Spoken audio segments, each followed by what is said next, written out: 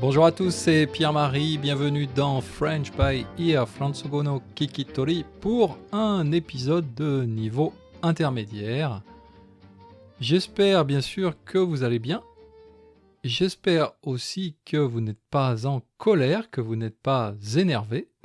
Mais si toutefois c'était le cas, si vous étiez un peu en colère, voire même très énervé, eh bien je pense que j'ai une solution, peut-être même deux solutions pour vous. Pourquoi je dis ça? Parce que il y a une semaine peut-être, j'ai lu un article assez intéressant et qui m'a, je dois dire, beaucoup amusé sur un petit festival qui se tient quelque part dans la préfecture d'Iwate, au nord du Japon. Alors, quel est le principe de ce festival? Les participants sont invités à s'asseoir devant une petite table basse sur laquelle ont été posés des objets. Et on leur demande de renverser cette table, c'est-à-dire de la faire tomber comme ça, en envoyant valser, comme on dit, les objets qui étaient sur la table, et en même temps, on leur demande de crier très fort sur quelque chose qui les énerve, quelque chose qui les met en colère, quelque chose qui les frustre comme ça. Et donc, ils s'assoient devant cette table, ils renversent la table en criant quelque chose, et ensuite, les organisateurs de ce festival, entre guillemets, mesurent la distance à laquelle les objets qui étaient sur la table ont été envoyés. C'est comme si c'était un petit peu les Jeux olympiques de la colère, de l'expression de la colère.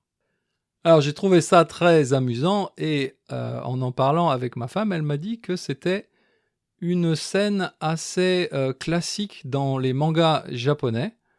Je ne savais pas du tout parce que je ne suis pas un expert en manga, mais il paraît que souvent dans les mangas japonais, quand le père de famille notamment s'énerve d'un coup à table, il se met à crier très fort en renversant la petite table devant lui avec, bien sûr, toute la vaisselle et toutes les choses qui sont posées sur la table.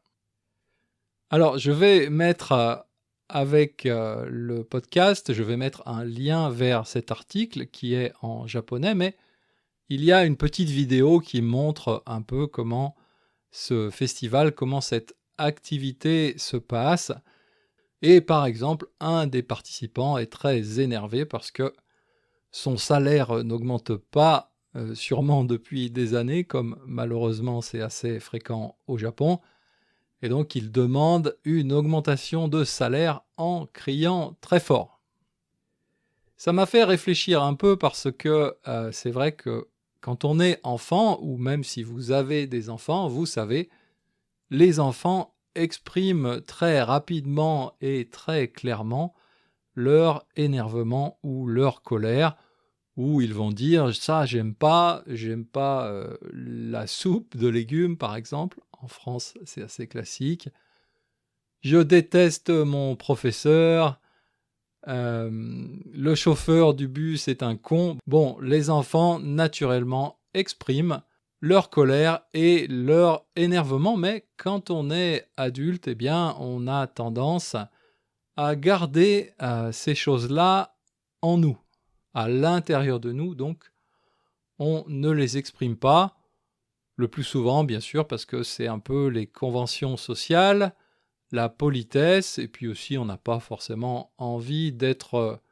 ouvertement méchant avec d'autres personnes, mais si sur le long terme on n'exprime pas du tout ses énervements, ses colères, eh bien je pense que ça finit par créer une tension, une frustration, et c'est pour ça que j'aime bien l'idée de ce petit festival à Iwate, parce que c'est vraiment un moyen comme ça pour les adultes de se défouler, c'est-à-dire de libérer leur tension, tout en s'amusant un petit peu. Ça m'a aussi fait penser à une scène dans un film que j'aime beaucoup qui s'appelle en français Notre petite sœur, en japonais c'était Kamakura Dairi, qui raconte donc l'histoire d'une famille de 4 sœurs, mais précisément 3 sœurs et une demi-sœur, puisque le père de ces 4 filles a eu 2 femmes différentes. Et à un moment donné dans le film, la sœur aînée et la sœur cadette se retrouvent, je crois, elles montent au sommet d'une colline, et donc leur père est décédé quelques semaines ou quelques mois avant, mais il y a quand même toute une colère par rapport à ce père qui n'a pas été exprimée, et elles montent en haut de cette colline et tout d'un coup elles se mettent à crier quelque chose comme Otosan Baka, que on pourrait traduire par Papa est un con. Et le simple fait de crier très fort, eh bien, ça libère cette colère, ça libère cette tension. Pour revenir à ce petit festival d'Iwate, il y a un autre participant que j'ai vraiment beaucoup aimé. Vous le verrez dans la vidéo, c'est un jeune homme, a priori un étranger, c'est-à-dire quelqu'un qui n'est pas japonais. Et donc lui, il s'assoit devant la table. Et avant de renverser cette table, il dit « Nihongo totemo muzukashi ». Le japonais, c'est vraiment très difficile. Et ensuite, bien sûr, il renverse la table. Mais avant, c'est assez curieux, il pose très délicatement, très doucement ses lunettes, peut-être pour ne pas les abîmer. Mais on sent quand même chez ce jeune homme une grande frustration par rapport à la difficulté d'apprendre le japonais. Bien sûr, je suis assez d'accord, voire même très d'accord avec lui, et j'aurais pu moi-même faire la même chose en participant à ce festival. Alors si vous aussi vous trouvez que le français c'est très difficile et que ça crée chez vous un énervement, une tension, peut-être vous pouvez aller au festival d'Iwate, participer à ce festival l'an prochain et renverser cette table en hurlant. Hurlant, ça veut dire crier, mais encore plus fort. En hurlant de toutes vos forces, le français, c'est vraiment n'importe quoi. Si vous n'avez pas envie d'aller jusqu'à Iwate, je pense qu'il y a beaucoup d'autres solutions possibles.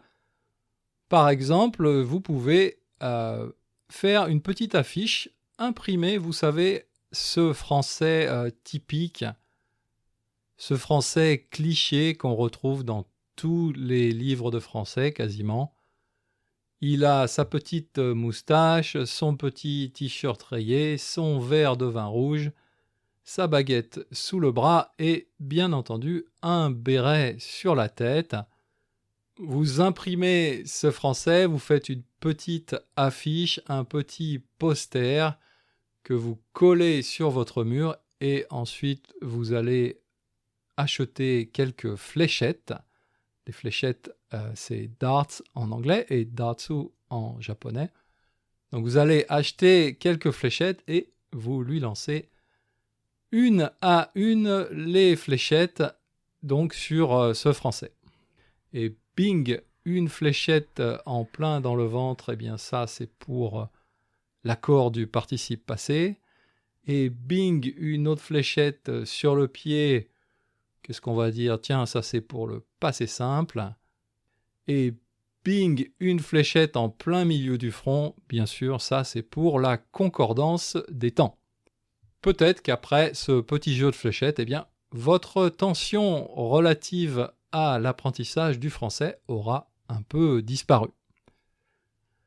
Voilà, c'est tout pour aujourd'hui. Retrouvez la transcription, comme d'habitude, de ce podcast sur mon site internet frenchbyear.com.